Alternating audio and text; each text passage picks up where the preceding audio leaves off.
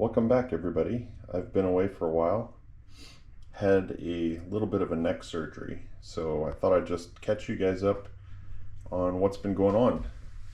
This right here is a knife I picked up at the Kershaw warehouse sale a few years ago. I don't know if you're aware of what that is, but in Oregon, just south of Portland, there's the Kershaw Knife Factory, and I believe it's every December or January they have a warehouse sale where they get rid of extra stock and basically any kind of flawed blade.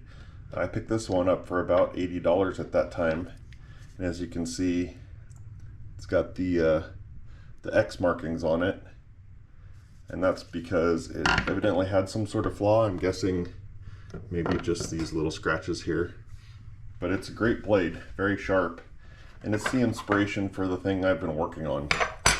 And here's what I've been working on, which is ADCRV2, and I took the basic shape and used it to create this with a little bit of a different point. Instead of a drop point, it's a clip point. Obviously, different material. And yeah, next steps are, taking this copper tube that I've got. I'm going to use some of this, I believe it's micarta, put in the middle, kind of make a very simple mosaic type pin to put this together with. And yeah, I'm not sure what handle material I'll end up using. Also, big announcement is, I don't know if you can see, the quality is maybe a little bit higher, but I got a GoPro for Christmas.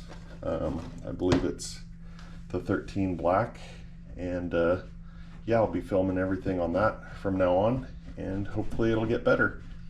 So we will see you guys soon, and I'll give you a lot more updates on what's going on.